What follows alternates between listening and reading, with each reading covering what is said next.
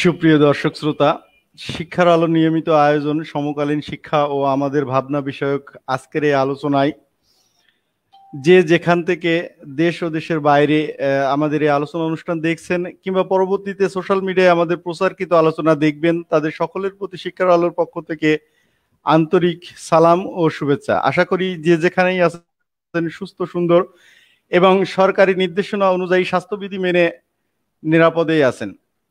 তো সুপ্রিয় দর্শক শ্রোতা, আপনারা জানেন আমরা প্রতিনিয়ত শিক্ষাআলো.com এর ফেসবুক পেজে শিক্ষা বিষয়ক এই লাইভ অনুষ্ঠান করে থাকি এবং এই অনুষ্ঠানে আমাদের সারা দেশ থেকে অতিথি হিসেবে যুক্ত থাকেন অত্যন্ত গুণী ব্যক্তিত্ব, শিক্ষার সাথে সংশ্লিষ্ট নানা পর্যায়ে কর্মরত শিক্ষক কর্মকর্তা। তাদের মুখের নানা শিক্ষা বিষয়ক ভাবনা এবং শিক্ষা নিয়ে করণীয় সম্পর্কে আমরা নিয়মিত এই ধরনের আলোচনা করে থাকি।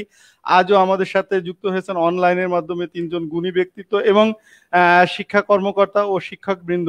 আমি প্রথমেই পরিচয় করিয়ে দিচ্ছি, আমাদের সাথে যুক্ত আছেন জনাব সুনীল কুমার সেন, জেলা শিক্ষা অফিসার পিরোজপুর। স্যার, শিক্ষাআলো.com এর আজকের এই আয়োজনে আপনাকে স্বাগত জানাচ্ছি স্যার। জি, ধন্যবাদ। ধন্যবাদ স্যার, আপনি আমাদের সাথেই থাকুন, আমি আসবো আপনার কাছে। সুপ্রিয় দর্শক শ্রোতা, এছাড়াও আমাদের সাথে যুক্ত আছেন নাসরিন আক্তার, সহকারী শিক্ষক আইসিটি, ইন্দুরকানী এমইউ মডেল মাধ্যমিক বিদ্যালয়, ইন্দুরকানী পিরোজপুর থেকে। ম্যাম, শিক্ষাআলো.com এর এই শিক্ষা বিষয়ক আলোচনায় আপনাকে স্বাগত জানাচ্ছি।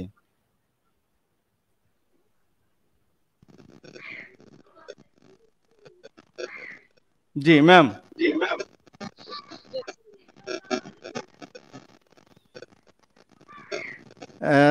ধন্যবাদ ম্যাম, আপনি আমাদের সাথেই থাকুন, আমি আসবো আপনার কাছে। তো এই পর্যায়ে আমি পরিচয় করে দিচ্ছি, আমাদের সাথে আরেকজন গুণী শিক্ষক যুক্ত হয়েছেন ইন্দুরকানী পিরোজপুর বারৈখালী এসজিএম মাধ্যমিক বিদ্যালয়ের সহকারী শিক্ষক জনাব রতন বিশ্বাস। স্যার, শিক্ষাআলো.com এর এই শিক্ষা বিষয়ক আলোচনায় আপনাকে স্বাগত জানাচ্ছি স্যার। ধন্যবাদ স্যার, আপনাকেও স্বাগত। এই অনলাইন শিক্ষাআলো.com কে ধন্যবাদ, আন্তরিক। জি ধন্যবাদ স্যার, আপনি আমাদের সাথেই থাকুন, আমি আসবো। সুপ্রিয় দর্শক শ্রোতা, আর এই পুরো আলোচনার পুরোটা সময় জুড়ে আপনাদের সাথে আছে আমি এম এ মারুফ সোহেল, নির্বাহী সম্পাদক শিক্ষাআলো.com।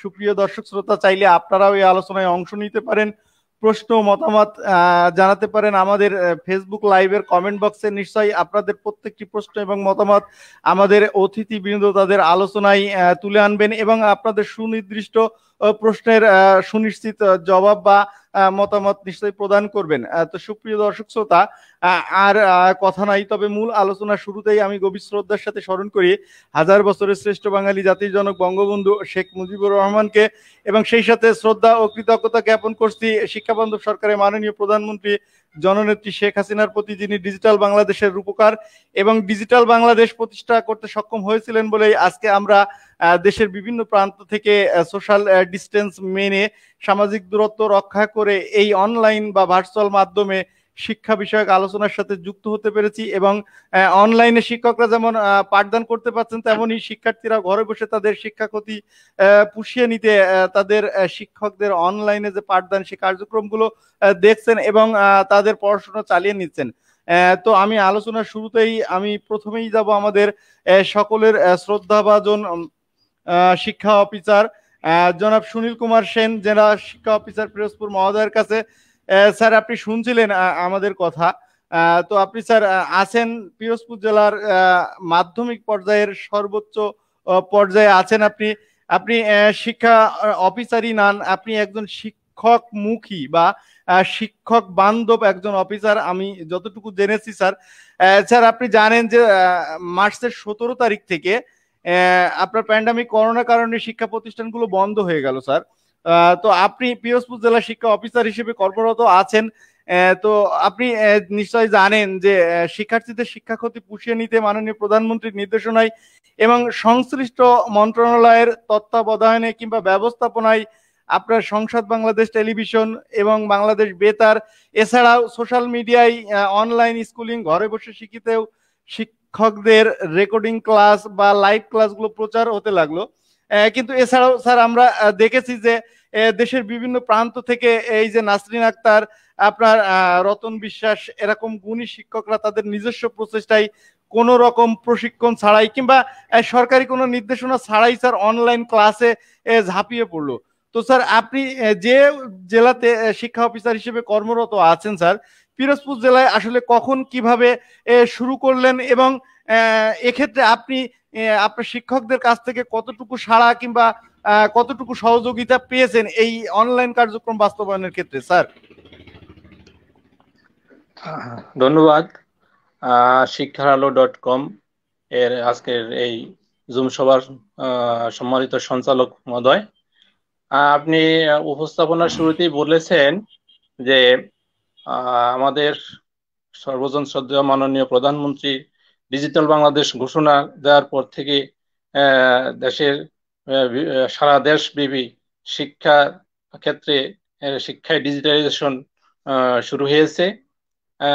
যেটা প্রথম দিকে বলা হয়েছে ডিজিটালাইজেশন কি, এটা অনেকেই বুঝতো না বিষয়টা, কিন্তু এই করোনা পরিস্থিতির কারণে অনলাইন ভিত্তিক যখন ক্লাসগুলো শুরু হলো তখন মানুষ ডিজিটালাইজেশনের গুরুত্বটা বুঝতে পারছে এবং প্রধানমন্ত্রী কি বুঝাইতে চেয়েছেন সেটা আমরা এখন সকলেই উপলব্ধি করতে পারছি।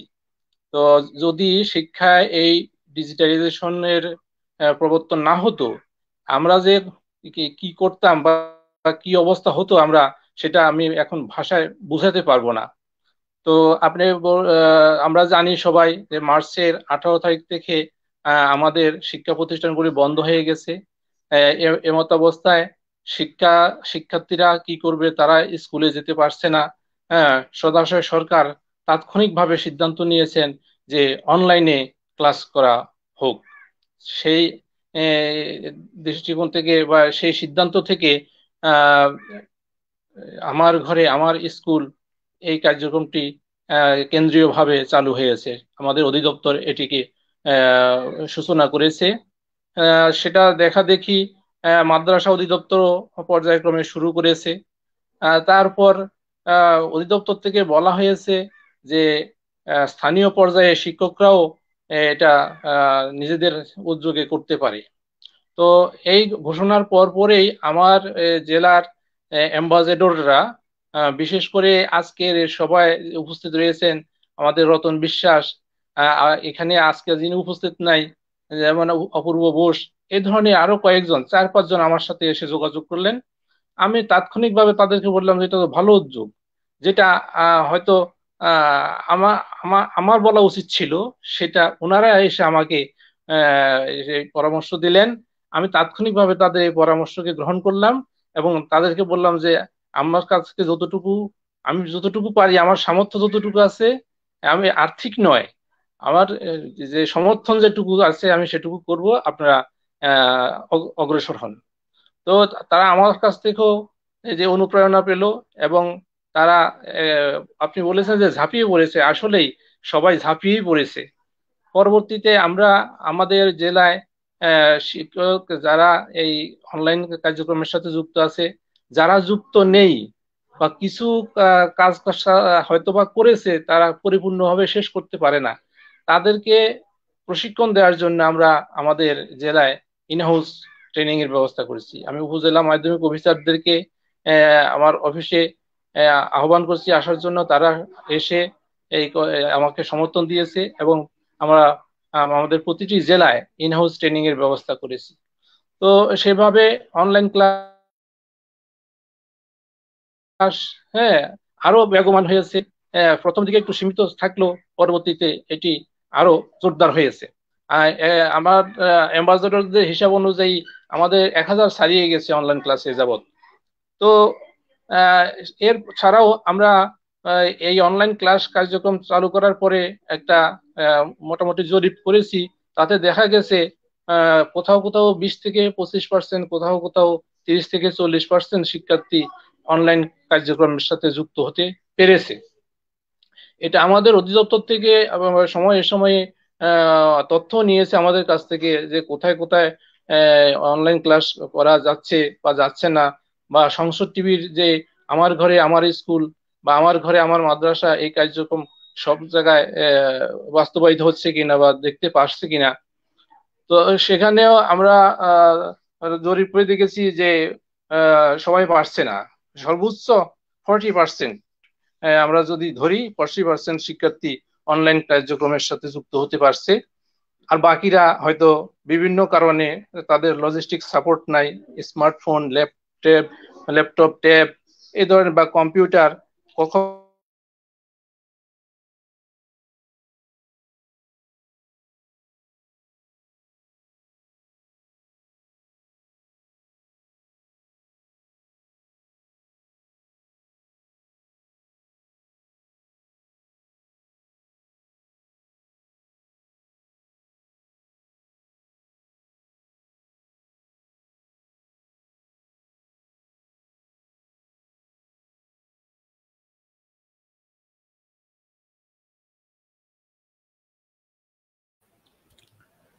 সুপ্রিয় দর্শক শ্রোতা, নিশ্চয় কারিগরি ত্রুটির কারণে আমাদের স্যারের সংযোগটি বিচ্ছিন্ন হয়ে আছে। তো স্যার আসলেই আমরা আবার স্যারের সাথে কথা বলবো বা স্যারের কাছ থেকে জানতে চাইবো। তিনি আমাদের অভিভাবক, মাধ্যমিক ও উচ্চ মাধ্যমিক পর্যায়ে একটি জেলার দায়িত্বে আছেন। তো আমি এই পর্যায়ে জানতেই চাই, শ্রদ্ধেয় রতন বিশ্বাস, সহকারী শিক্ষক, ইন্দুরকানী, পিরোজপুর। স্যার শুনতে পাচ্ছেন আমাকে? হ্যাঁ, শুনতে পাচ্ছি স্যার, শুনতে পাচ্ছি। স্যার, আপনি শুনছিলেন যে প্যান্ডামিক করোনার কারণে আমাদের শিক্ষা প্রতিষ্ঠানগুলো যখন বন্ধ হয়ে গেল, তখন শিক্ষকরা নিজ প্রেরণায় এবং নিজ উদ্দীপনায় কোনো রকম প্রশিক্ষণ কিংবা সরকারি নির্দেশনা ছাড়াই আপনার অনলাইন পাঠদানে নিজেদেরকে আত্মনিয়োগ করলো স্যার। তো আপনি একজন আইসিটি অ্যাম্বাসেডারও বটে এই টয় প্রকল্পের। তো আপনি আপনার স্কুলে কখন শুরু করলেন এবং কোন চেতনা, কোন মানে উদ্দেশ্য বা আপনার কোন চিন্তা থেকে আপনি এই অনলাইন পাঠদান কার্যক্রম শুরু করলেন স্যার? আচ্ছা, ধন্যবাদ। মুজিব শতবর্ষের সবাইকে শুভেচ্ছা এবং স্বাগতম। আশা করি স্যার, আপনারা আপনার সবাই সাউন্ডটা ভালো কম আছেন। আসছে স্যার। আমরা যখন করোনায় জি আচ্ছা, জি হ্যালো। আচ্ছা, জি হ্যালো, জি শোনা যাচ্ছে এখন? জি জি হ্যালো। শোনা যাচ্ছে? আচ্ছা, জি স্যার। জি আমি স্যার, আপনি আপনি হ্যাঁ স্যার। জি স্যার, আপনি বলুন আম- স্যার প্লিজ। হ্যাঁ হ্যাঁ, ডিটেলস হয়ে গিয়েছিলাম, এখন আবার দেখা বলুন। যাচ্ছে। তো জি স্যার। আমি যেখানে ছিলাম যে আমরা আহ, জরিপ করে দেখেছি যে অনলাইন ক্লাসে আমাদের সর্বোচ্চ 40% শিক্ষার্থী অংশগ্রহণ করতে পারছে। তো আমরা সেজন্য জুলাইয়ের প্রথম সপ্তাহে আমি আহ, আমার জেলায় অ্যাসাইনমেন্টের মাধ্যমে শিক্ষার্থীদের সাথে যোগাযোগ করার জন্য বা তাদের শিক্ষার সাথে ধরে রাখার জন্য আমি একটা অফিসিয়াল আদেশ করেছিলাম। তো সেই অনুযায়ী স্যার, আহ, স্যার এক্ষেত্রে আমি আপনার সাথে একটু যোগ করতেই চাই। আপনি নিশ্চয়ই আমার সাথে একমত হবেন যে বর্তমানে সারা দেশের একটি আলোচিত শব্দের নাম অ্যাসাইনমেন্ট, এবং যেটি বেশ কিছুদিন আগে থেকে আপনার এই যে ষষ্ঠ থেকে নবম শ্রেণী পর্যন্ত একটি অ্যাসাইনমেন্টের জন্য নির্দেশনা সংশ্লিষ্ট মন্ত্রণালয় থেকে জারি করা হয়েছে, এবং সেটি মাঠ পর্যায়ে আপনার তদারকি করছেন আপনারা এবং সেটি সঠিক বাস্তবায়নের জন্য কাজ করে যাচ্ছেন। তো স্যার, আমি যদি আপনার কাছে আসলে জানতেই চাই যে অ্যাসাইনমেন্ট নিয়ে নানামুখী আপনার আলোচনা সমালোচনা বা আপনার বাক্য বিনিময় হচ্ছে, তো আমি যদি আসলে আপনার কাছে জানতেই চাই যে আপনার জেলাতে আসলে এই অ্যাসাইনমেন্ট কার্যক্রমটি কিভাবে চলছে এবং আপনি আপনার মাঠ প্রশাসনকে কিভাবে কি ধরনের নির্দেশনা দিয়েছেন স্যার? যেহেতু আমাদের জেলায় আগের থেকে অ্যাসাইনমেন্টের সাথে অনেকটা পরিচিত, তো যারা একেবারেই অংশগ্রহণ করেনি তারা এই সরকারি নির্দেশনার পরে হ্যাঁ সকলকে ডেকে এনে প্রশ্ন ধরিয়ে দেওয়া হয়েছে, সকলকে বলতে অভিভাবকদেরকে। তো কোনো কোনো ক্ষেত্রে দেখা গেছে অভিভাবকরা না এসে তাদের সন্তানদেরকে পাঠিয়েছে। তো আমরা সেক্ষেত্রে সামাজিক দূরত্ব এবং স্বাস্থ্যবিধি মেনে তাদেরকে প্রশ্ন দেওয়ার চেষ্টা করেছি। তো আমাদের বিভিন্ন উপজেলার তথ্য অনুযায়ী আমাদের শতভাগ শিক্ষার্থী আমাদের অ্যাসাইনমেন্ট কার্যক্রমের আওতায় আসবে আমাদের বিশ্বাস। প্রথম সপ্তাহে আমরা হয়তো একটু দেরি হয়েছে, আমাদের 2-1 দিন দেরি হয়েছে পৌঁছাতে। তো দ্বিতীয় সপ্তাহে থেকে আমরা রেগুলার হয়ে গেছি, এখন আর কোনো সমস্যা নেই। সবাই এখন প্রশ্ন নিচ্ছে। তো জমাটা কিন্তু স্যার, নানা জায়গায় আপনার একটি গুজব কিংবা আপনার বিভিন্ন ধরনের কথা আসলে আসছে, যে বিষয়টি স্যার, যে এই আপনার অ্যাসাইনমেন্টকে কেন্দ্র করে অনেক শিক্ষা প্রতিষ্ঠানে পুরাতন যাবতীয় বেতন ভাতা সবকিছু আদায় করার একটি অভিযোগ অনেক জায়গা থেকে উঠছে স্যার। তো আপনি স্যার পিরোজপুর জেলা শিক্ষা অফিসার হিসেবে আপনার কাছে কি এমন কোনো তথ্য আছে কিনা যে আপনার আওতাভুক্ত কোনো প্রতিষ্ঠান শিক্ষার্থীদের কাছ থেকে এই অ্যাসাইনমেন্টকে কেন্দ্র করে কোনো রকম অতিরিক্ত অর্থ কিংবা বেতন ভাতার নামে কোনো অর্থ আদায় করছে কিনা? আরেকটি ব্যাপার স্যার, যে বিষয়টি একটি গুঞ্জন আছে সেটি হচ্ছে যে এই অ্যাসাইনমেন্ট দেওয়ার ক্ষেত্রে কোনো বিশেষ কাগজকে বাধ্যবাধকতা আপনারা করছেন কিনা? যেমন অনেক জায়গায় আছে যে এ4 সাইজের আপনার কাগজে অ্যাসাইনমেন্ট দিতে হবে, অনেক জায়গায় আছে প্রিন্ট করে দিতে হবে। কিন্তু আমাদের পূর্ববর্তী আলোচনাতে আপনাদের মতো শিক্ষা কর্মকর্তারাই বলছেন যে যদি এ4 কাগজকেই ঘোষণা দেওয়া হয় তাহলে বাজারে তো এ4 কাগজেরই সংকট পড়ে যাবে। তো স্যার আপনার জেলাতে কিভাবে এই কার্যক্রমটি চলছে স্যার? সেটা আমাদের সাথে ডিজি মহোদয়ের যে সভা হয়েছে, সেটাও জুমের মাধ্যম হয়েছে। সেখানে স্যার বলেই দিয়েছেন যে কাউকে কোনো প্রকার কাগজ নিয়ে কোনো কথা বলা যাবে না, কোনো অর্থ আদায় করা যাবে না। হ্যাঁ, এটাকে কেন্দ্র করে কোনো রকমের অতিরিক্ত অর্থ আদায় বা বেতনের মতো বিষয়টাও এখন আদায় করতে নিষেধ করা হয়েছে। কি বেতন কয় মাসের নেওয়া যাবে কি যাবে না, হ্যাঁ সেটাও এখনো আলোচনা বা জরিপ পর্যায়ে রয়েছে। আমাদের কাছ থেকে মতামত চেয়েছে, আমরা বিভিন্ন জেলা শিক্ষা অফিসার বিভিন্ন রকমের মত দিয়েছেন। তো সেগুলোর সারসংক্ষেপ এ করে সারসংক্ষেপ নিয়ে একটা সিদ্ধান্ত অবশ্যই আসবে। তো এই জন্য আমরা বিভিন্ন আমাদের জুম সভার মাধ্যমে আমরা বলে দিয়েছি যে কেউ কোনো অর্থ ছাত্রদের কাছ থেকে দাবি করবেন না, এমনকি কোনো বেতন বা অন্যান্য যে বাৎসরিক যে সেশন চার্জও আছে সেগুলি কেউ এখনই দাবি করবেন না। যখন নির্দেশ হবে তখন সকলের জন্য একটা নির্দেশ হবে, সেখন সেইভাবে তখন আদায় করবেন। তো এখন এরপরও কিছু কিছু প্রতিষ্ঠানে আদায় করার চেষ্টা করেছিল, এবং সঙ্গে সঙ্গে আমাদের কাছে যে তথ্য এসেছে বা ইনফরমেশন এসেছে যে অমুক বিদ্যালয়ে এইভাবে আদায় করতে চেয়েছে, আমি নাম বলবো না, 2-1টি প্রতিষ্ঠান আমরা তাৎক্ষণিকভাবে সেসব প্রতিষ্ঠানের প্রধানকে বলে দিয়েছি যে 1 টাকাও যদি আদায় করেন তাহলে এটা নিয়ে মামলা হয়ে যাবে, আপনাদের এমপিও বন্ধ হয়ে যাবে। এবং সরকারেরও সেরকমই নির্দেশনা যে কেউ যদি সরকারের নির্দেশের বাইরে কোনো অর্থ আদায়ের চেষ্টা করে সেটার জন্য তারা তাৎক্ষণিক ব্যবস্থা নেবেন। এই জন্য আমাদের শিক্ষকরা 2-1 জন চেষ্টা করলেও সেটা পরে কিন্তু থেমে গেছে। তো এখন এরপরে আর এ পর্যন্ত আমাদের কাছে এমন কোনো তথ্য নাই যে আদায় করা হচ্ছে বা হয়েছে। আমি আমি এটুকুই জানি। এই মুহূর্তে আমি এখন ঢাকায় আছি, আগামীকাল আমি আবার অফিস করব, তারপর আমি আরো তথ্য নিয়ে জানবো। জি স্যার, জি স্যার, ধন্যবাদ স্যার। অবশ্যই আমরা সরকারি নির্দেশনা মেনে চলবো এবং এই যে প্যান্ডামিক অবস্থায় কোনোভাবেই যাতে অভিভাবক এবং ছাত্রছাত্রীদের প্রতি অতিরিক্ত কোনো প্রেরণা বা অতিরিক্ত কোনো মানসিক চাপের সৃষ্টি হয় এমন কোনো নির্দেশনা প্রতিষ্ঠান পর্যায় থেকে না যায়, সেদিকটা অবশ্যই আপনাদের মতন গুণী কর্মকর্তারা সবসময় খেয়াল রাখবেন। স্যার আপনি আমাদের সাথে থাকুন, আমি আসবো আবার আপনার কাছে। আমি এই পর্যায়ে যাব আমাদের সহকারী শিক্ষক রতন বিশ্বাসের কাছে। স্যার আপনি শুনছিলেন আমাদের শ্রদ্ধাভাজন শিক্ষা কর্মকর্তা মহোদয়ের কথা। তো আপনি যে স্কুলে কর্মরত আছেন স্যার, এই প্যান্ডামিক করোনা অবস্থায় আপনার মতন শিক্ষকরাই করোনা যোদ্ধা, আমি তাদেরকে যোদ্ধাই বলি।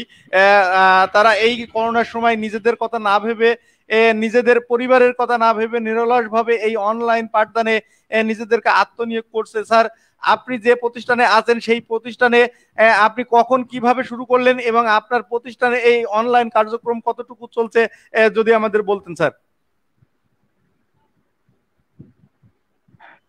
আচ্ছা, ধন্যবাদ স্যার। মুজিব বর্ষের সবাইকে শুভেচ্ছা এবং আন্তরিক ধন্যবাদ জানাচ্ছি আমাকে আপনারা এখানে আমন্ত্রণ জানিয়েছেন।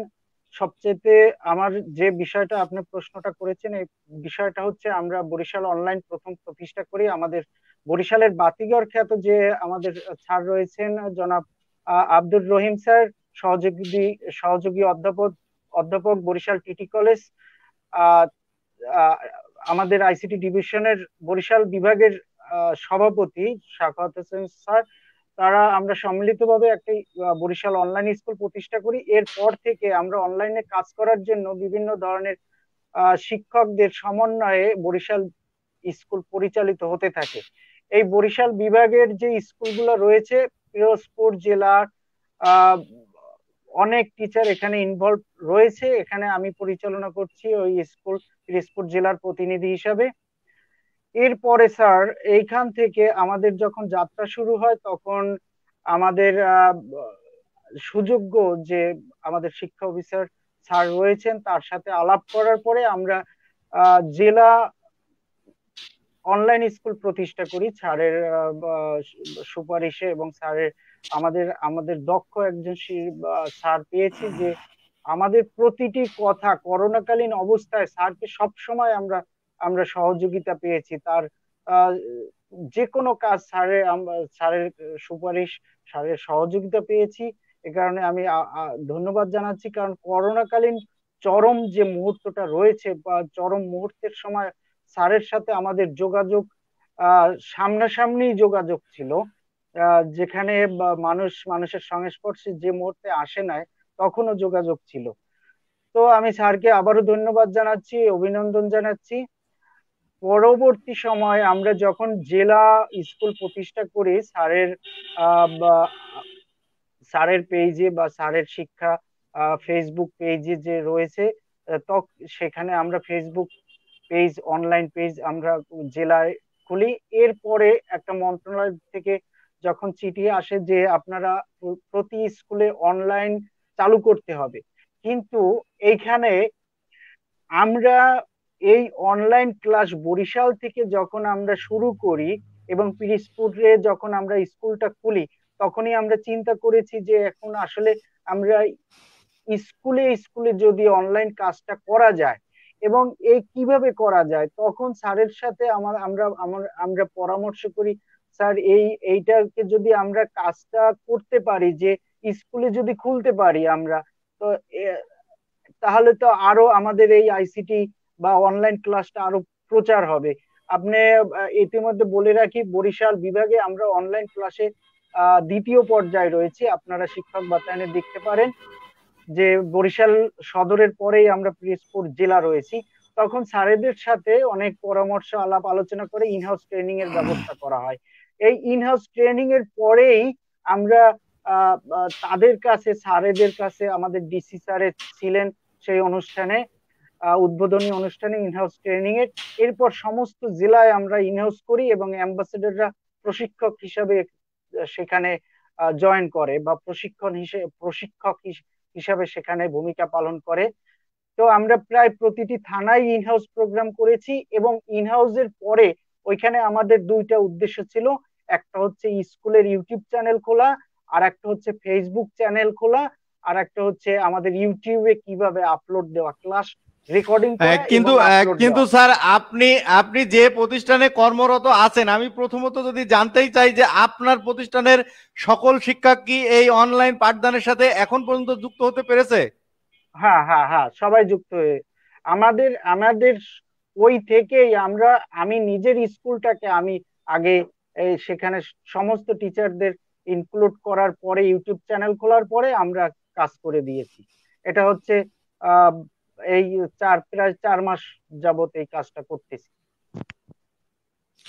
স্যার, এই এই ক্ষেত্রে আপনি আপনার প্রতিষ্ঠান প্রধান কিংবা আপনার সংশ্লিষ্ট উপজেলা মাধ্যমিক শিক্ষা অফিসার কর্তৃক আপনি কি ধরনের সহযোগিতা পেয়েছেন, কিংবা আপনি তো একজন আইসিটি অ্যাম্বাসেডর, সেই হিসেবে আপনার যেমন নিজের প্রতিষ্ঠানের প্রতি দায়বদ্ধতা আছে, তেমন আপনার উপজেলা বা আপনার জেলাতে যে সমস্ত শিক্ষক এই আইসিটিতে পিছিয়ে আছে, সে সমস্ত শিক্ষকদের এই আইসিটি ব্যবস্থাপনায় এগিয়ে নিতেও তো আপনার অনেকটা দায়বদ্ধতা আছেই স্যার। তো আপনার সে সমস্ত পিছিয়ে পড়া শিক্ষকদের জন্য আপনি কি কি পদক্ষেপ নিয়েছেন স্যার? আচ্ছা স্যার, আমরা আগেই বলি যে আমরা প্রতিটা থানায় আমরা আমরা যে 23 জন অ্যাম্বাসেডর আছি, এই জেলার প্রতিটা থানায় আমরা ইনহাউস করেছি। ইন্দুরকানীতে 7টা ইনহাউস করেছি। ইন্দুরকানীর যে প্রত্যন্ত যে গ্রাম অঞ্চল, যেগুলো চণ্ডীপুর বলেন, তারপরে সেতারা স্মৃতি স্কুল বলেন, তারপরে ভিতরে গার্লস গার্লস গার্লস স্কুল আছে আর একটা ভিতরে, ওটার নামটা আমি ভুলে গেছি। ওখানে আমরা অন্তত 5 থেকে 7টা আমরা ইনহাউস করেছি এবং বিভিন্ন টিচারের সমন্বয় করে এটা করা হয়েছে। যেমন যে ইউটিউব খুলতে পারে না, তাকে আমরা ওইখানে গিয়ে বা মোবাইলের সাহায্যে আমরা ইউটিউব চ্যানেল খুলে দিচ্ছি, শিক্ষক বাতায়নের নাম নিবন্ধন করে দিচ্ছি। তারপরে আপনার ক্যামেরার ফাংশন, বিভিন্ন ধরনের ক্যামেরা সেটিংস, যেমন ভিডিও রোটেট হয় না বা কিভাবে ভিডিওটা করলে সুন্দর স্পষ্ট আসবে, এইসব ইউটিউব চ্যানেলটা খোলাই অনেকে জানতো না। আমরা কিন্তু টোটাল পিরোজপুর জেলা না, বরিশাল আমাদের বিভাগের যারা আছেন সবাই একত্রে একই নির্দেশনায় আমরা কাজ করে যাচ্ছি। এটা আমাদের বরিশাল বিভাগের একটা নিজেদের অ্যাম্বাসেডারের একটা একই প্ল্যাটফর্মে আমরা কাজ করে যাচ্ছি। দিক দিক নির্দেশনা স্যারদের দিক নির্দেশনা, আমরা আমাদের প্রতিষ্ঠান প্রধানের যে হেড টিচার রয়েছেন এর অনেক সহযোগিতা পেয়েছি, কারণ তার সহযোগিতা ছাড়া, প্রতিষ্ঠান প্রধানের সহযোগিতা ছাড়া কোনোভাবেই একটা প্রতিষ্ঠান নির্দিষ্ট কাঙ্ক্ষিত লক্ষ্যে পৌঁছতে পারবে না। এ কারণে আমাদের ইন্দুরকানী অনেক কিন্তু স্যার আসলে আপনি আপনি নিশ্চয় আমার সাথে একমত হবেন স্যার, যে আমাদের দেশের আর্থসামাজিক প্রেক্ষাপটে আমাদের অধিকাংশ মানুষই কিন্তু দারিদ্র্য সীমার নিচে বসবাস করে। এছাড়া একটি বিরাট অংশ কিন্তু গ্রামেও বাস করে স্যার। তো যে পরিবারটি বা যে অভিভাবক দিন আনে দিন খায়, সেই অভিভাবকের পক্ষে একটি স্মার্ট ডিভাইস তো তার সন্তানের হাতে তুলে দেওয়াটাও তো কষ্টকর। তো তাহলে এই যে সুবিধা বঞ্চিত শিক্ষার্থীদের জন্য আপনার জেলাতে কিংবা আপনি যে উপজেলায় শিক্ষক হিসেবে কর্মরত আছেন, আপনারা শিক্ষকরা সেই সুবিধা বঞ্চিত শিশুদের জন্য বা শিক্ষার্থীদের জন্য কি কি ভূমিকা রাখছেন স্যার? আচ্ছা আচ্ছা, ধন্যবাদ স্যার। আমরা ইতিমধ্যে দেখেছেন কিনা জানি না, আমরা অলরেডি ডিশ লাইনে আমাদের ক্লাসগুলো প্রচার করছি। এখন আপাতত বন্ধ আছে, হয়তোবা যদি জানুয়ারিতে আবার যদি থাকে, আমরা স্কুল যদি খুব সমস্যা হয় খুলতে, সরকার যদি নির্দেশনা।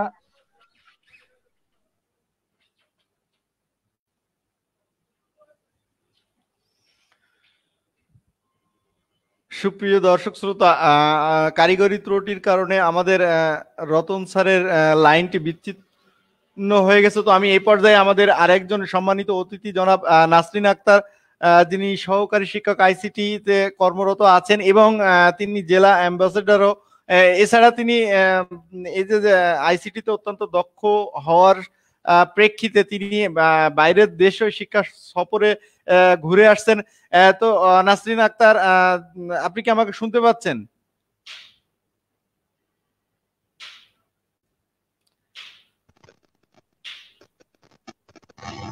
জি ম্যাডাম, আপনি আমাকে শুনতে পাচ্ছেন? জি স্যার, শুনতে পাচ্ছি।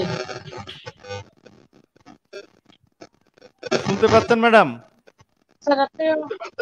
জি স্যার, আমি শুনতে পাচ্ছি তো। ম্যাম, আপনি পিরোজপুর জেলার ইন্দুরকানী উপজেলায় কর্মরত আছেন, কিন্তু আমরা জানি আপনি আইসিটি তে অত্যন্ত দক্ষ এবং A2I প্রকল্পের একজন জেলা অ্যাম্বাসেডর হিসেবেও দীর্ঘদিন দায়িত্ব পালন করছেন।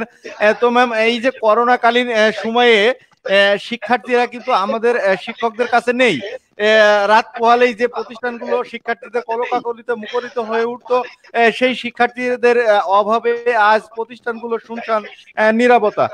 তো এই শিক্ষার্থীগুলো কিন্তু তার অভিভাবকের কাছে আছে। তো আপনি নিশ্চয়ই আমার সাথে একমত হবেন যে অনলাইন ডিভাইস বলেন, সংসদ বাংলাদেশ টেলিভিশন বলেন কিংবা বাংলাদেশ বেতারে যে ক্লাসই প্রচার হোক না কেন, এই সব কিছুর আয়োজন কিন্তু আমাদের কোমলমতি শিক্ষার্থীদের জন্য। কিন্তু শিক্ষার্থীরা যে এই সমস্ত ক্লাসের সাথে আসলে সংযুক্ত হতে পারে বা তাদের হওয়ার ক্ষেত্রে যে গুরুত্বপূর্ণ অবদান রাখতে পারে তার অভিভাবক, সেই অভিভাবক সচেতনতা গড়ে তুলতে আপনারা শিক্ষকরা কি কি ধরনের ভূমিকা পালন করছেন? আমি যদি জানতেই চাই যে অভিভাবক এবং শিক্ষার্থীদের সাথে আপনাদের যোগাযোগ কতটুকু ম্যাম?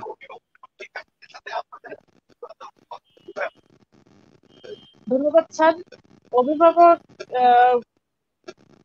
আমরা প্রথমত প্রত্যেক স্টুডেন্টদের সচেতন করার জন্য সংখ্যা টিভিতে ক্লাস প্রচার হচ্ছে, এটা আমার কাছে যত স্টুডেন্টের গার্জিয়ানের নাম্বার ছিল, মোবাইল নাম্বার, আমি তাদেরকে ফোন করে করে যোগাযোগ করছি। আর যে সমস্ত স্টুডেন্টের বাসায় টিভি নেই কিংবা কারেন্ট নেই, তাদেরকে বলছি পাশে কোনো বাড়িতে যে এটা ক্লাসগুলো দেখতে। এছাড়া আমি গার্জিয়ানদের সঙ্গে, যে গার্জিয়ান আমাকে ফোন করে কোনো কিছু জানতে চাইছে, আমি সঙ্গে সঙ্গে তাদেরকে সচেতন করে দিচ্ছি আমার সাধ্য মতো। ধন্যবাদ ম্যাম। ম্যাম আপনি যেমন একজন শিক্ষক তেমন নিশ্চয় একজন মাও বটে। তো আপনি একজন অভিভাবক হিসেবে এই যে অনলাইন পাঠদান ব্যবস্থা আপনার সন্তানের জন্য কতটুকু উপযোগী বলে মনে করছেন ম্যাম? স্যার, অনলাইন পাঠদানটা আমি তো এর আগে আমার স্কুলে আমি অনেক প্রজেক্টরে ক্লাস নিয়েছি। তো স্বাভাবিক যে ক্লাসগুলো স্টুডেন্টরা যেভাবে উপভোগ করে, মাল্টিমিডিয়ার মাধ্যমে ক্লাস নিলে তার থেকে একটু বেশি উপভোগ করে আমি দেখছি।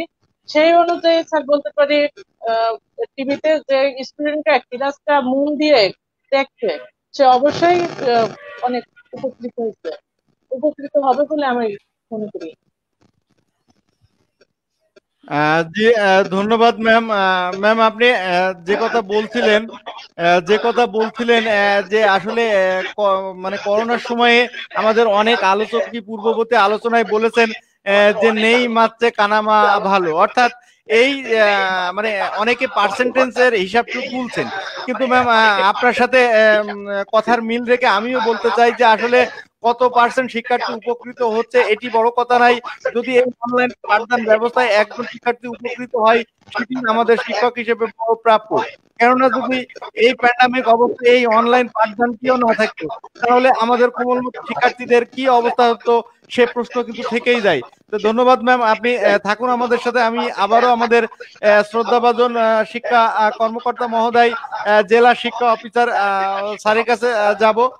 স্যার আপনি আছেন পিরোজপুর জেলার শিক্ষা অফিসার হিসেবে কর্মরত আছেন স্যার।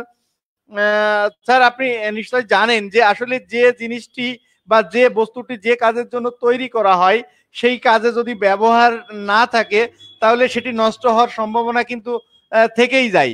তো দীর্ঘদিন শিক্ষার্থীরা আপনার এই যে প্রতিষ্ঠান বিমুখী থাকার কারণে, অর্থাৎ প্রতিষ্ঠানের বাইরে থাকার কারণে, এই করোনা কালীন কিংবা করোনা পরবর্তী সময়ে যখন শিক্ষা প্রতিষ্ঠানগুলো খুলবে তখন শিক্ষার্থী ঝরে পড়ার একটি আশঙ্কা কিন্তু থেকেই যায়। তো আপনার উপজেলায় শিক্ষার্থী যাতে ঝরে না পড়ে সেই লক্ষ্যে আপনি কি কি ভাবছেন, কিংবা আপনার জেলাতে আপনি জেলা শিক্ষা উপজেলা শিক্ষা অফিসার মহোদয় কিংবা আপনার শিক্ষকদের মাধ্যমে এই যে ঝরে পড়া রোধে কি কি ধরনের ভূমিকা রাখছেন স্যার? আবারও সুযোগ দেওয়ার জন্য। তো যে কথা বলছিলেন যে শিক্ষার্থী ঝরে পড়ার একটা সম্ভাবনা দেখাই দিয়েছে, এই যে করোনা প্যান্ডেমিকের কারণে আমাদের স্বাভাবিক কাজকর্ম এবং রুটি রুজির যে ব্যবস্থা সেটাও অনেকটা বিঘ্নিত হয়েছে। হ্যাঁ, অনেকে চাকরিচ্যুত হয়েছে, অনেকে সাধারণ যে ব্যবসা বাণিজ্য করতো সেখানে দীর্ঘদিন ব্যবসা বাণিজ্য করতে পারেনি, অনেকে মূলধন হারিয়েছে। নানাভাবে বিভিন্ন পেশাজীবীর মানুষ বিভিন্নভাবে ক্ষতিগ্রস্ত হয়েছে। এবং আমাদের স্নেহের শিক্ষার্থীদের যারা অভিভাবক তারা কেহ চাকরিজীবী আছেন, কেউ ব্যবসায়ী আছেন, কেউ শ্রমজীবী আছেন, তো সকলেই কিন্তু আর্থিকভাবে কম বেশি ক্ষতিগ্রস্ত হয়েছে। সেজন্য শিক্ষার্থীদের ঝরে পড়ার একটা সম্ভাবনা আমাদের সামনে উঁকি মারছে। তো এটাকে আমরা উড়িয়ে দিতে পারবো না, এটা সম্ভাবনা থাকবে। তারপরেও আমাদের চেষ্টা থাকবে শিক্ষার্থীরা যাতে ঝরে না পড়ে।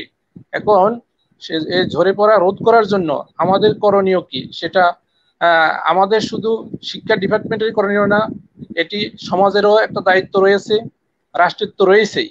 রাষ্ট্র চেষ্টা করছে যারা কর্ম হারিয়েছে বা আহ, ব্যবসায় মূলধন হারিয়েছে তাদেরকে সরকারের সাধ্যমতো সেটা বেকআপ দেওয়ার চেষ্টা করছে। এখন সমাজে যারা প্রতিভাবান আছেন বা প্রভাবশালী আছেন বা বিত্তশালী আছেন, তারাও যদি সরকারের সাথে সাথে সমানভাবে সেটা উপলব্ধি করেন এবং সেই উপলব্ধি থেকে যদি তারা কাজ করেন, তাহলে কিছুটা হলেও আমাদের এই ঝরে পড়ার যে সম্ভাবনা সেটা অনেক কমে যাবে। তারপরেও যে কিছু ঝরে পড়বে না, এটা আমরা একেবারে বলতে পারি না যে ঝরে পড়বে না। হ্যাঁ, কিছু কিছু ঝরে পড়ার সম্ভাবনা রয়েছে। সেক্ষেত্রে আমরা যারা শিক্ষা কর্মকর্তা রয়েছি, আমাদের যেমন দায়িত্ব রয়েছে তাদেরকে বোঝানোর, এবং যারা শিক্ষক রয়েছেন তাদের দায়িত্ব সবচেয়ে বেশি। তারা শিক্ষকই নন, তারা একদিকে শিক্ষক আবার আরেকদিকে অভিভাবক। কেননা শিক্ষকরাই প্রকৃত অভিভাবক বলা যায়। তারা যদি সেইভাবে সাহস সঞ্চার করেন শিক্ষার্থীদের ভিতরে বা অভিভাবকদের ভিতরে, শিক্ষকরা যদি, সরকার তো এখন বেতন নেওয়ার কথা নিষেধ করে দিয়েছেন, যদি সাধারণ অবস্থা ফিরে, স্বাভাবিক অবস্থা ফিরে আসে, তখনও যদি শিক্ষকরা বিদ্যালয়ের যে বেতন, টিউশন ফি সহ অন্যান্য যে বিভিন্ন খাতে, সেশন চার্জ সহ বিভিন্ন যে খাতে আদায় হয়ে থাকে, সেগুলিতে যদি কিছুটা ছাড় দেন, সেক্ষেত্রে আমার বিশ্বাস যে ঝরে পড়া হার অনেক কমে যাবে। তো আমার পরামর্শ থাকবে, আমি যখন স্কুলে যাব, স্বাভাবিক অবস্থা আসবে, তখন শিক্ষকদেরকে বলবো, বিশেষ করে প্রধান শিক্ষকদেরকে, তারা যেন একটু সহনশীল হন বিভিন্ন খাতে আদায়ের ক্ষেত্রে। কেননা শিক্ষাকে টিকিয়ে রাখতে হলে, শিক্ষাকে স্বাভাবিক গতিতে রাখতে হলে, এবং বিশেষ করে তাদের রুটি রুজি ঠিক রাখার জন্যই তাদেরকে কিছুটা ছাড় দিতে হবে। তো এটা সরকারেরও ইচ্ছা আছে, সেই সাথে আমাদেরও আছে। সেই সাথে সমাজের যারা বিত্তবান রয়েছেন বা যাদের আর্থিক সংগতি রয়েছে, তারা যদি স্থানীয় একেবারে নিডি যারা স্টুডেন্ট আছে, তাদের সেই গার্জিয়ানকে যদি সহযোগিতা করেন, এই সহযোগিতা বলতে টাকা দিয়ে সহযোগিতা নয়, কর্ম দিয়ে সহযোগিতা, কাজের ব্যবস্থা করে দেন, তাহলে দেখা যাবে সেই যাদেরকে আমরা ঝরে পড়ার সম্ভাবনার মধ্যে গণ্য করছি, তাদের ঝরে পড়ার কমে যাবে। তো আমরা যখনই প্রতিষ্ঠান খুলে যাবে, আমরা প্রতিষ্ঠানে গিয়ে আমাদের শিক্ষকদেরকে আমরা সেভাবে পরামর্শ দিব এবং সেটা আমরা মনিটরিং করব যে তারা কতটা আদায় করছে। ধন্যবাদ স্যার, আপনার পরিকল্পনাগুলো খুবই ভালো লাগলো, এবং আপনার এই পরিকল্পনার সফল বাস্তবায়ন যদি পিরোজপুর জেলাতে মানে ঘটে থাকে, কিংবা আপনার এই কথাগুলো যারা শুনছেন সেই সমস্ত ব্যক্তিবর্গ যদি তার সংশ্লিষ্ট এরিয়াতে শিক্ষাক্ষেত্রে এই যুগ উপযোগী পরামর্শগুলো কাজে লাগায়, তাহলে আমি মনে করি এবং বিশ্বাস করতে চাই যে আমাদের শিক্ষার্থী ধরে পড়া অধিকাংশ ক্ষেত্রেই কমে যাবে। তো স্যার, আমি আসলে আপনার কাছে আসলে যে বিষয়টি আরেকটি জানতেই চাই, যেহেতু আপনি একজন ঊর্ধ্বতন কর্মকর্তা এবং একটি জেলার সর্বোচ্চ পর্যায়ে আছেন, মাধ্যমিক ও উচ্চ মাধ্যমিক পর্যায়ে, স্যার আপনি নিশ্চয় জানেন যে আসলে কোনো মহামারী চিরস্থায়ী নয়, নিশ্চয় আধার কেটে আবার আলো আসবে এবং আমাদের কোমলমতি শিক্ষার্থীদের পদচারণায় আবার বিদ্যালয়গুলো মুখরিত হয়ে উঠবে। কিন্তু স্যার, যখন বিদ্যালয়গুলো আসলে খুলবে, এই বিদ্যালয় খোলার সময় বা প্রাককালে এই করোনা পরবর্তী সময়ে আমাদের সামনে কি কি চ্যালেঞ্জ আছে, যে চ্যালেঞ্জগুলো মোকাবেলা মানে করাটা অত্যন্ত যেমন জরুরি তেমনি ঝুঁকিপূর্ণও বটে। তো আমরা কোন কোন পন্থা অবলম্বন করলে শিক্ষা প্রতিষ্ঠান মানে খোলার ক্ষেত্রে আমাদের ক্ষেত্রে কোনো চ্যালেঞ্জ থাকবে না, স্যার যদি একটু বলতেন। নিশ্চয়ই চ্যালেঞ্জ তো আছেই। আপনি একটু আগেই উল্লেখ করেছিলেন যে শিক্ষার্থীরা যখন স্কুলে আসবে, তারা ওই যে অনভ্যাসী বিদ্যার আসে একটা কথা আছে, দীর্ঘদিন স্কুলে না আসার কারণে তাদের স্কুলে আসার যে একটা প্রবণতা অনেকের কমে গেছে। বিশেষ করে যারা স্কুলকে একটু কম পছন্দ করে তাদের জন্য একটু সুবিধাই হয়েছে। আবার অনেক শিক্ষার্থী আছে স্কুল না খোলার কারণে, স্কুলে আসতে না পারার কারণে বাড়িতে থেকে থেকে মানসিকভাবে অসুস্থ হয়ে গেছে, এরকমও প্রমাণ রয়েছে। তো সব মিলিয়ে আমাদের স্কুলগুলো যখন খুলে যাবে, যদি উপরওয়ালার আশীর্বাদে আমাদের এই করোনা পরিস্থিতি থেকে আমরা মুক্ত হয়ে যাই, একটা স্বাভাবিক অবস্থা ফিরে আসে, তখন তো নিশ্চয়ই স্কুল খুলবে। সে সময়ে দীর্ঘদিন যে স্কুল খোলা হচ্ছে না, অনেক প্রতিষ্ঠানে ধরেন পরিষ্কার পরিচ্ছন্নতা সেভাবে মেনটেন করা হচ্ছে না। যদিও আমরা মনিটরিং করছি, হ্যাঁ, বিভিন্ন প্রতিষ্ঠানে গিয়ে আমরা চাপ সৃষ্টি করছি, কিন্তু আমার জেলায় 500টি প্রতিষ্ঠান আছে, 519টি। এই 519টি প্রতিষ্ঠানে তো সবগুলিতে আমাদের যাওয়া সম্ভব হয় না। আমরা যত দৈবচয়নের মাধ্যমে কয়েকটি প্রতিষ্ঠানে যাই, সেখানে গিয়ে যাদেরকে আমরা দেখি যে এরকম অগোছালো অবস্থায় আছে, সেগুলি আমরা ঠিক করার জন্য পরামর্শ দিই। কখনো কখনো আমরা চাপ সৃষ্টি করি। তো দেখা যাবে যে কিছু কিছু প্রতিষ্ঠানে সাময়িকভাবে একটু সমস্যা করবে, যে স্কুলগুলো নোংরা থাকবে, এখন সেখানে গিয়ে ছাত্রছাত্রীদের হঠাৎ করে জায়গা দিতে পারবে না, কেননা হঠাৎ করে হয়তো খুলে যেতে পারে স্কুলগুলো। এই একটা চ্যালেঞ্জ আছে। আরেকটা হলো শিক্ষার্থীরা দেখা যাবে কোনো কোনো প্রতিষ্ঠানে উপচে পড়েছে, আবার কোনো কোনো প্রতিষ্ঠানে দেখা যাবে শিক্ষার্থী ঘাটতি রয়ে গেছে। আমরা যে একটু আগে আলোচনা করেছি যে শিক্ষার্থীদের ঝরে পড়ার প্রবণতা বেড়ে যেতে পারে। তো যেখানে শিক্ষার্থী কম আসবে, সেখানে শিক্ষকদের উচিত হবে, হ্যাঁ, কেন আসলো না, এতদিন পরে স্কুল খুললো, হ্যাঁ, সেটা মনিটরিং করে খোঁজ খবর নিয়ে যে শিক্ষার্থীরা যাতে ঝরে না পড়ে সেটার ব্যবস্থা করা। তো এই চ্যালেঞ্জগুলি আসবে আমাদের সামনে। শিক্ষার্থী ঝরে পড়ার যে একটা সম্ভাবনা, সেটাও আমাদের সামনে দেখা দিতে পারে কোথাও কোথাও। বিশেষ করে গ্রামের দিকে এই সমস্যাটা দেখা দেবে। এছাড়া আর অন্য সমস্যা, যে ওই যে বললাম প্রথম দিকে যদি জানুয়ারির দিকেই খুলে স্কুল, সেক্ষেত্রে যে আর্থিক যে প্রতি বছরের ন্যায় টাকা পয়সা আদায়ের যে একটা বিষয় থাকে, সেটা হয়তো চাপাচাপি হতে পারে। সেক্ষেত্রেও একটা চ্যালেঞ্জ তৈরি হতে পারে, কেউ আদায় করতে চাইবে, হয়তো কেউ দিতে চাইবে না। এই ধরনের সরকারি একটা নির্দেশনা, স্পষ্ট নির্দেশনা তখন প্রয়োজন হবে। হ্যাঁ, সেক্ষেত্রে স্কুল খোলার আগেই যদি সরকার কি কি করণীয় এই বিষয়গুলি স্পষ্টীকরণ করে দিয়ে থাকেন, তাহলে আমাদের জন্য একটু সুবিধা হবে, আমরা যারা মাঠ পর্যায়ে কাজ করছি। তো এই ধরনের কিছু সমস্যা তো আসবেই। আমরা সেগুলি তো ধন্যবাদ স্যার। নিশ্চয় আপনাদের মতন গুণী কর্মকর্তারা মাঠ পর্যায়ের বাস্তবতা ঊর্ধ্বতন কর্তৃপক্ষের কাছে তুলে ধরবেন, এবং ঊর্ধ্বতন কর্তৃপক্ষ বা সংশ্লিষ্ট মন্ত্রণালয় যখন আপনারা একটি সিদ্ধান্ত বা নির্দেশনা মাঠ পর্যায়ে দিবেন, তখন নিশ্চয় আপনাদের মাঠ পর্যায়ের যে বাস্তব অভিজ্ঞতা, সেই অভিজ্ঞতাগুলোকে কাজে লাগিয়েই মূলত সিদ্ধান্ত নিবেন, সে আশাটি রাখি। স্যার আপনি থাকুন, আমরা অনুষ্ঠানের একেবারে শেষ পর্যায়ে চলে এসেছি। তো এই পর্যায়ে আমি আমাদের রতন বিশ্বাস স্যারের কাছে জানতে চাই। স্যার, আপনি শুনছিলেন স্যারের কথা, তো আমি আপনার কাছে যে বিষয়টি জানতে চাই, আপনি আইসিটিতে যেহেতু অত্যন্ত দক্ষ স্যার, স্যার আপনি জানেন যে স্মার্টফোনের নানামুখী ব্যবহার আছে। যে মোবাইল ফোনটি এক সময় শিক্ষার্থীর কাছে দেওয়াই নিষিদ্ধ ছিল, এবং যেটি ব্যবহারের ক্ষেত্রে বা প্রতিষ্ঠানে ব্যবহারের ক্ষেত্রে সরকারের একটি চিঠিও জারি করা ছিল, অথচ কালের বিবর্তনে সেই শিক্ষার্থীর হাতেই আমরা নেট ব্যবস্থা সহ আপনার মোবাইল ফোনটি তুলে দিচ্ছি। তো স্যার, আপনি নিশ্চয় আমার সাথে একমত হবেন যে একটি নেট সংযোগ থাকলে স্মার্টফোন দিয়ে নানামুখী কার্যক্রমের সাথে যুক্ত হওয়া যায়। যার ভালো দিক আছে, তার মন্দ দিকও আছে স্যার।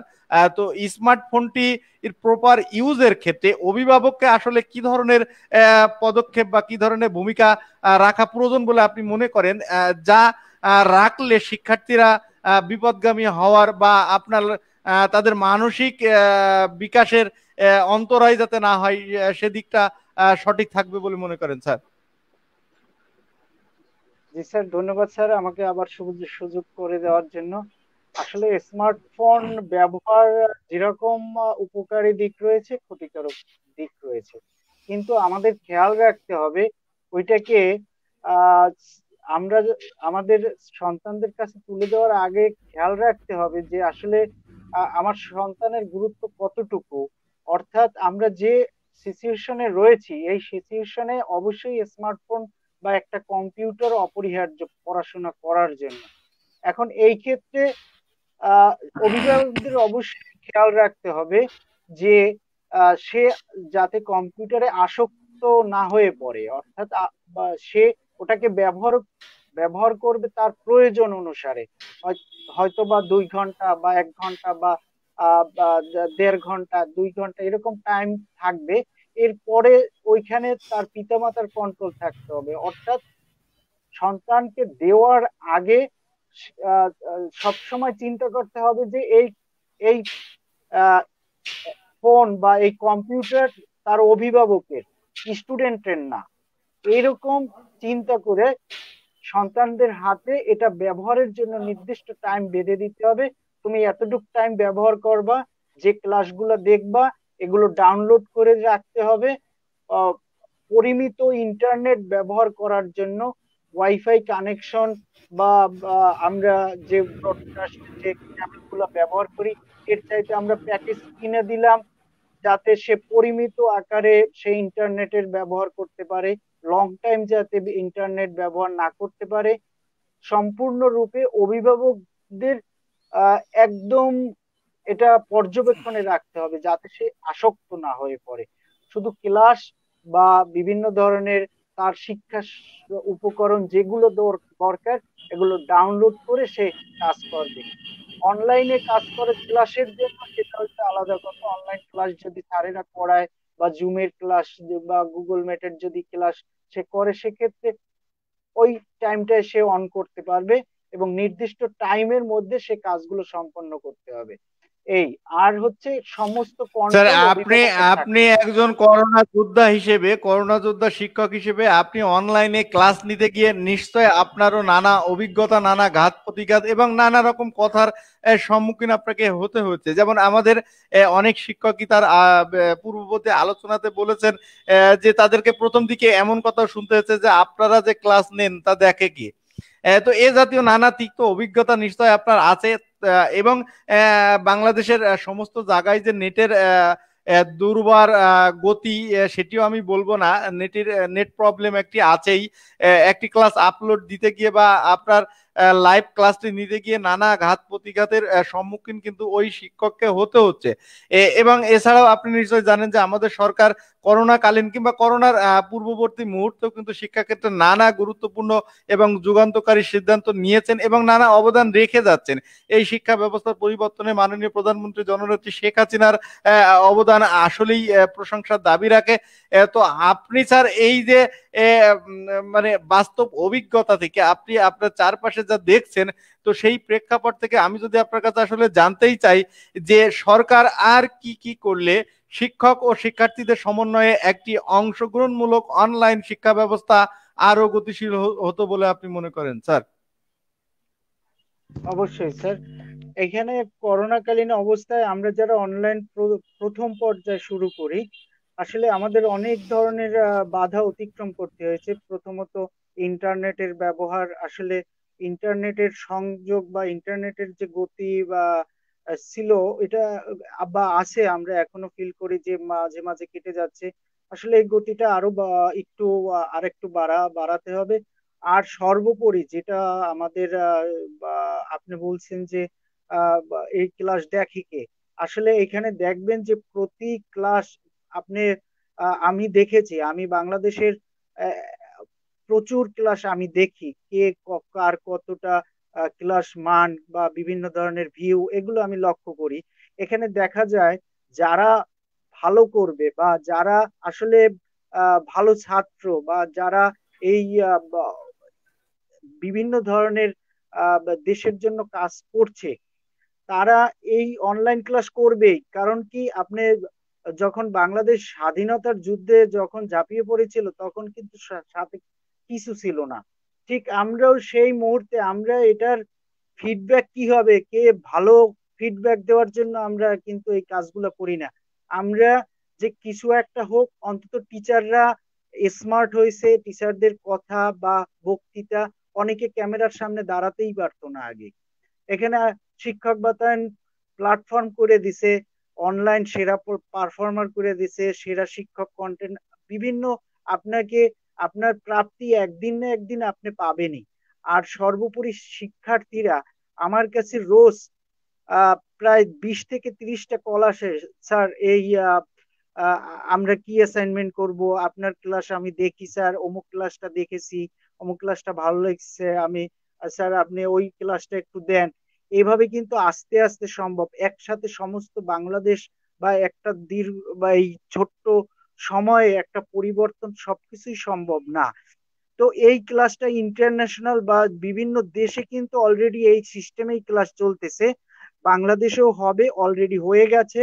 আরো সরকারের আরেকটু যদি সহযোগিতা বা সদিচ্ছা থাকে আরো ভালো হবে, এবং সরকারের যথেষ্ট ধরনের সহযোগিতা আমরা পরিলক্ষিত হচ্ছে বা আমাদের সহযোগিতা করে যাচ্ছেন, এবং বিভিন্ন ধরনের তথ্য বিভিন্ন নিশ্চয় ধরনের স্যার, আমরা আমরা সকল বাধা পেরিয়ে আমাদের শিক্ষকরা আরো হ্যাঁ, সামনের দিকে এগিয়ে যাবে এই প্রত্যাশা সব সময় রাখি, এবং আপনাদের মতো করোনা ফাইটার যারা এই শিক্ষাক্ষেত্রে যে অবদান রেখে যাচ্ছে, জাতি নিশ্চয় চিরদিন আপনাদেরকে স্মরণ করবে।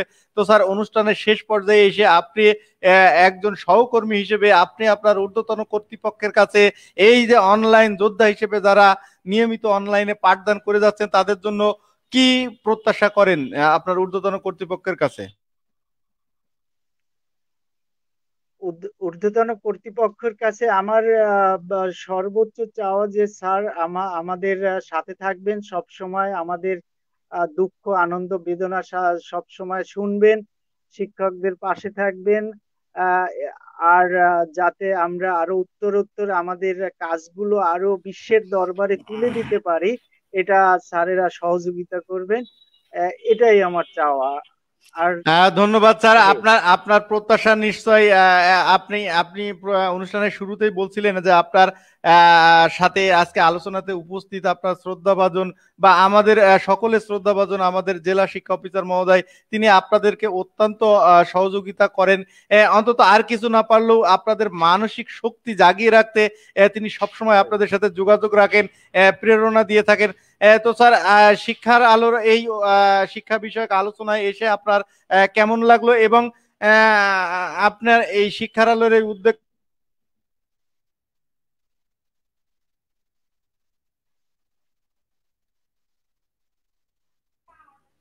জি রতন স্যার। হ্যাঁ হ্যাঁ স্যার। স্যার আমি আসলেই আমি শিক্ষার আলোর প্ল্যাটফর্মে যে আসতে পেরেছি বা আমাকে যে আপনারা ইনভাইট করেছেন বা যুক্ত হওয়ার জন্য আমাকে আমন্ত্রণ জানিয়েছেন, এজন্য আন্তরিকভাবে ধন্যবাদ। ধন্যবাদ জানাচ্ছি আমাদের সহযোদ্ধা নাসরিন আপা। তিনি অত্যন্ত পরিশ্রম করে যাচ্ছেন, আমরা জানি, বা আমাদের সাথে থাকেন সব সময়। আর সর্বোপরি আমাদের আহ, শিক্ষা অফিসার স্যার যিনি রয়েছেন, আমরা করোনাকালীন আমি প্রথমেই বলেছি ছাড়ে যখন মানুষের সাথে মানুষের যখন সংস্পর্শেও আসে না, তখন স্যার আমাদেরকে আমাদের কথা শুনেছেন এবং তার অফিসেও ডেকেছেন। সর্বোপরি আপনারা আমাকে ইনভাইট করার জন্য আন্তরিকভাবে ধন্যবাদ জানাচ্ছি, এবং আপনাদের আরো সমৃদ্ধ হোক, আরো পৃথিবীব্যাপী আপনাদের প্রচার প্রসার লাভ করুক। ধন্যবাদ স্যার। ধন্যবাদ স্যার আপনাকে। আমি এই পর্যায়ে আমাদের নাসরিন আক্তার ম্যাডামের কাছে যাব। ম্যাডাম, আপনি শুনছিলেন আমাদের স্যারেদের মনোমুগ্ধকর প্রাণবন্ত আলোচনা। তো ম্যাম, আপনি আপনার কাছে আমি যে বিষয়টি জানতেই চাই যে এই পর্যায়ে কিন্তু শিক্ষার্থীদের মূল জায়গা কিন্তু তাদের অভিভাবক। তো আপনি একজন মা এবং আপনি একজন শিক্ষক, পাশাপাশি আপনি আপনার চারপাশে যে সমস্ত সন্তানদের এই করোনাকালীন সময়ে দেখছেন, তো সব মিলিয়ে আপনি আপনার স্নেহের ছাত্রছাত্রীদের পিতা মাতা অর্থাৎ আমাদের সেই অভিভাবকদের জন্য কি কি পরামর্শ দিবেন ম্যাম? কথা বলি, অ্যাসাইনমেন্ট শুরু হয়েছে স্কুলে। অ্যাসাইনমেন্ট আজকে আমি কিন্তু 6, 7 এবং 8 এই 3 ক্লাসের তথ্য যোগাযোগ প্রযুক্তিতে অ্যাসাইনমেন্টটা এটা দেওয়া হয়েছিল। এটা অ্যাসাইনমেন্ট গুলো বাড়িতে নিয়ে আসছে। তো আজকে স্কুলে যে দেখি 80% স্টুডেন্ট স্কুলমুখী, এবং সমস্ত স্টুডেন্টের অ্যাসাইনমেন্ট তৈরি করে তো জমা দেওয়ার একটা ওদের ভিতরে একটা অন্যরকম অনুভূতি। এটা দেখে আমার খুব ভালো লাগছে। এই স্কুলে পুরো মাঠটাই ওই শিক্ষার্থীদের জমজমাট, এবং সামাজিক মেনে রেখেই ওদের কাছ থেকে আমরা অ্যাসাইনমেন্ট গুলো জমা নিচ্ছি, ক্লাস করি। তো আমার মনে হয় না যে শিক্ষার্থীরা ঝরে পড়বে। দীর্ঘদিন বিদ্যালয় বন্ধ থাকার পরেও তারা যে এত সুন্দর করে স্কুলে আসছে অ্যাসাইনমেন্ট জমা দিতে, এবং আগামী সপ্তাহে কিন্তু ম্যাম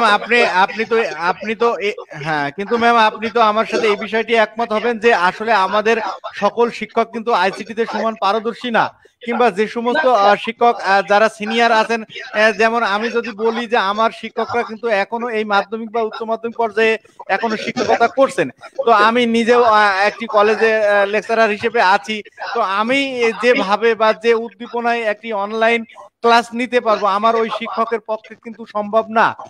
তো আপনি এই সমস্ত শিক্ষকদের এগিয়ে নিতে একজন আইসিটি অ্যাম্বাসেডর হিসেবে শিক্ষকদের কি পরামর্শ দিবেন? জি ম্যাম। স্যার, আমি আমার স্কুলে সমস্ত টিচারদের নিয়ে হেড স্যার আমরা একটা মিটিং করেছিলাম যে অনলাইন ক্লাস নেওয়ার জন্য, এবং আমাদের বিদ্যালয়ের নামে একটা অনলাইন পেজও খোলা হয়েছে। প্রত্যেক টিচার রুটিন করে দেওয়া হয়েছিল, হেড স্যার আমাদেরকে রুটিন করে দিয়েছিলেন কে কোন সপ্তাহে কমপক্ষে প্রতিদিন 3 জন টিচার ক্লাস নেবে, অনলাইন ক্লাস। এবং আমি উপস্থিত থেকে প্রত্যেক টিচারকে ক্লাস যাতে সুন্দরভাবে নিতে পারে তার সহযোগিতা করছি, এবং আমার ফোন দিয়ে ওনাদের ক্লাস গুলো ভিডিও করে পেজে দেওয়া হয়েছে। এটা করছি স্যার। আর বাংলা টিচার, সমাজবিজ্ঞান, গণিত, বিশেষ করে গণিত এবং ইংরেজি, আর গণিত এবং ইংরেজি এই দুইটা বিজ্ঞান 9-10 এর বিজ্ঞান ক্লাস একটা স্যার অনেক সুন্দর করে ক্লাস দিতেন। অনেকগুলো ক্লাস আমাদের টিচাররা প্রতিনিয়ত নিয়েছে। এখন অ্যাসাইনমেন্ট তৈরির জন্য একটু ব্যস্ত। অ্যাসাইনমেন্ট 15 তারিখ পর্যন্ত আমাদের ডেট দেওয়া হয়েছে। 15 তারিখে অ্যাসাইনমেন্টের এক্সাম মূল্যায়নটা শেষ করা হবে। আমরা এখন এটা নিয়ে একটু অনলাইন ক্লাসটা আপাতত বন্ধ আছে। আমাদের কিন্তু কিন্তু ম্যাম আপনি নিশ্চয়ই জানেন যে আসলে শিক্ষকদের বিষয় ভিত্তিক ট্রেনিং গুলো দেওয়া হয়, এছাড়া কম্পিউটারের উপরে ট্রেনিং দেওয়া হয়, কিন্তু অনলাইন পাঠদানের বিষয়ে আসলে তেমন কোনো ট্রেনিং কিন্তু শিক্ষকদের দেওয়া নাই। তো আসলে আপনি কি মনে করেন যে কালের বিবর্তনে আসলে সেই সময়টি এসেছে যে অনলাইন পাঠদান বা ক্লাস রেকর্ডিং এর ব্যাপারে একটি বিশেষ কোনো ট্রেনিং শিক্ষকদের জন্য আসলে করা এখন সময়ের দাবি? এটা প্রশিক্ষণ বলতে আমরা সবাই স্মার্টফোন যারা ব্যবহার করি তারা একটা জিনিস কিভাবে ভিডিও করতে হবে, কিভাবে রেকর্ড করতে হবে, এটা কম বেশি সবাই জানি। শুধু টিচার না, যারা স্মার্টফোন ব্যবহার করে সবাই প্রত্যেকেই জানে। তো এর ব্যাপারে ট্রেনিং না দিয়েও কিন্তু সারা বাংলাদেশের প্রতিটা টিচার অনলাইনে ক্লাস রেকর্ড করে সেটাকে আবার এডিটিং করেও কিন্তু প্রচার করতেছে। তারপরও স্যার বলবো ট্রেনিং এর ব্যবস্থা করলে আরো ভালো করতে পারবো আমরা। ম্যাম আমরা অনুষ্ঠানের একেবারে শেষ পর্যায়ে চলে এসেছি। আপনার স্নেহের কোমলমতি শিক্ষার্থীদের উদ্দেশ্যে যদি দুটি কথা বলতেন। শিক্ষার্থীদের কিছু বলার আগে আমার স্যারের কাছে চাওয়ার আছে যে আমার মনে হয় না স্যার আমাদের স্কুলে কখনো আসছেন। স্যার যাতে আমাদের প্রতিষ্ঠানে এসে যদি মাসে হোক কিংবা 2 মাস 3 মাস পরে একদিন এসে আমাদেরকে দেখেন এবং তদারকি করেন, এটা আমার স্যারের কাছে চাওয়া। আর বহুমুখী শিক্ষার্থীদের উদ্দেশ্য বলবো তারা নেট ব্যবহার করে যাতে সঠিক শিক্ষাটা গ্রহণ করতে পারে, এটাই। এবং অভিভাবকদের কথা শুনবে, টিচারদের সঙ্গে যোগাযোগ রাখবে, আমরা যেটা পরামর্শ দেবো ওরা সেটা মেনে চলবে, এটাই। তো ম্যাম, শিক্ষার আলোর এই আলোচনা অনুষ্ঠানে এসে আপনার কেমন লাগলো এবং শিক্ষার আলোর এই উদ্যোগকে আপনি কিভাবে দেখছেন? এই উদ্যোগটা অসম্ভব ভালো একটা উদ্যোগ। আমি দোয়া করব এবং আশা করব যে প্ল্যাটফর্মটা আপনি ধরে রাখবেন এবং এটার মাধ্যমে যে আমাদের মতো শিক্ষকদের আপনি পরিচিতিটা বাড়াতে পারতেছেন, আমরা যে প্রচারের যে একটা প্ল্যাটফর্ম পেয়েছি, এটা খুবই ভালো স্যার। আমি আশা করি এটা আপনি ধরে রাখবেন। ধন্যবাদ ধন্যবাদ ম্যাম, আপনি থাকুন আমাদের সাথে। আমরা অনুষ্ঠানের একেবারেই শেষ পর্যায়ে চলে এসেছি। তো এই পর্যায়ে আমি আমার স্যারের কাছে একেবারেই শেষ প্রশ্ন। সুপ্রিয় দর্শক শ্রোতা, নিশ্চয় আপনারা জানেন যে আমাদের সাথে উপস্থিত আছেন জেলা শিক্ষা অফিসার মহোদয়, পিরোজপুর জেলা। তো স্যার, আপনি শুনছিলেন আপনার সহকর্মীদের মনের কথাগুলো এবং তাদের নানাবিধ সমস্যার কথা। স্যার, আপনি নিশ্চয় আমার সাথে একমত হবেন যে আসলে এই করোনার প্রাককালে যখন শিক্ষকরা অনলাইন ক্লাসে ঝাঁপিয়ে পড়লো কোনো প্রকার সরকারি নির্দেশনা কিংবা কোনো প্রশিক্ষণ ছাড়াই, স্যার এই স্মার্টফোনটি রাখার জন্য, ক্লাসটি রেকর্ডিং কিংবা আপনার লাইভ ক্লাসের জন্য স্মার্টফোনটি রাখার জন্য তেমন কোনো স্ট্যান্ডও কিন্তু ছিল না। এই ক্যামেরাটি রাখার অনেককে আমরা রাখতে দেখেছি একটি খুঁটির সাথে কিংবা কোনো রডের সাথে। দেখা গেছে 5 মিনিট লাইভ কিংবা রেকর্ডিং চলছে, তখন ওই মোবাইলটি পড়ে ভেঙে গেছে। কিংবা অনেকে দুই পাশে বই চাপা দিয়েও কিন্তু রেকর্ডিং শুরু করেছে। 20 মিনিট ক্লাস চলার পরে এসে দেখে যে 1 মিনিটও রেকর্ডিং হয়নি। এরকম নানাবিধ সমস্যার মধ্যে দিয়ে শিক্ষকরা কিন্তু এই অনলাইন কার্যক্রম চালিয়ে যাচ্ছে স্যার। কিন্তু এই 7-8 মাস পরে এসে আপনার সেই শিক্ষক আবার স্মার্টফোন, স্মার্ট টিভি কিনছে শিক্ষার্থীদের অনলাইন পাঠদান ব্যবস্থাকে আরো গতিশীল করার জন্য। শিক্ষকদের অবদানকে আপনি কিভাবে দেখছেন স্যার? আর এই যে করোনা ফাইটার যারা, এই সমস্ত শিক্ষকদের জন্য একজন জেলা শিক্ষা অফিসার হিসেবে আপনি বিশেষ কোনো কিছু ভাবছেন কি স্যার?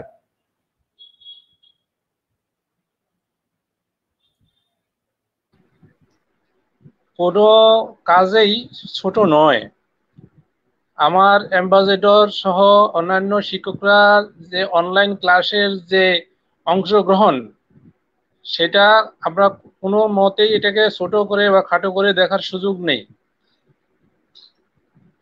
অনলাইন ক্লাস হয়তো প্রত্যক্ষ ক্লাসের যে সুবিধাটা সেটা দিতে পারেনি, কিন্তু যা দিয়েছে তা আবার এই প্রত্যক্ষ ক্লাসগুলো সেটা দিতে পারে না। আমার অনলাইন ক্লাসের মাধ্যমে এখানে শিক্ষকদের যে মনোবল তৈরি হয়েছে, ক্যামেরার সামনে দাঁড়িয়ে কথা বলার যে যোগ্যতা অর্জন করেছে, এটা আমাদের জন্য বিশাল অর্জন। এই অর্জনটা আমাদের যখন স্বাভাবিক কাজকর্ম শুরু হবে, সেখানে যে তারা যে পারফরমেন্স শো করবে, যেটা ইতিপূর্বে তারা কখনো শো করতে পারেনি। আমার বিশ্বাস যারা এই ক্যামেরার সামনে এসে দাঁড়িয়ে ক্লাস করেছে এবং সারা দেশের লোকজন দেখেছে, শিক্ষার্থীরা দেখেছে, সেটা ভালো মন্দ হতেই পারে, কিন্তু এটাকে আমরা কখনোই খাটো করে দেখি না। আমরা বরং উৎসাহিত করি যে এবার ভালো হয়নি, পরের বার আরো ভালো হবে। তাই আমরা ভালো করার জন্যই সবসময় অনুপ্রেরণা বা উৎসাহ দিয়ে থাকি। যারা পিছিয়ে যাবে বা থেমে যাবে তারা ভুল করবে, আর যারা আরো উদ্যম নিয়ে সামনে এগিয়ে আসবে তারা একটা ভালো অবস্থানে গিয়ে দাঁড়াবে, ভালো শিক্ষকের কাতারে গিয়ে দাঁড়াবে, আমার বিশ্বাস। আপনি একটু আগে বলেছিলেন যে কেউ কেউ বলছে যে অনলাইন ক্লাস কে দেখে। কে দেখে?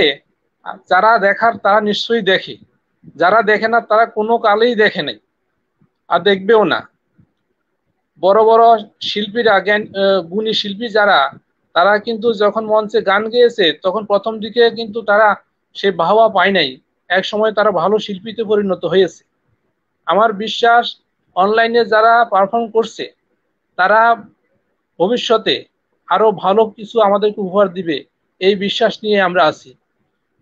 আমার সকল শিক্ষকের কাছে যারা অনলাইন ক্লাসে অংশগ্রহণ করেন নাই বা করার চিন্তা ভাবনা করছেন, আমি সকলকে আহ্বান জানাবো এবং অনুরোধ জানাবো আপনারা সবাই অনলাইন ক্লাসে অংশগ্রহণ করুন এবং এই অনলাইন ক্লাসের মাধ্যমে আপনার নিজের যোগ্যতাকে আরো বাড়িয়ে তুলুন।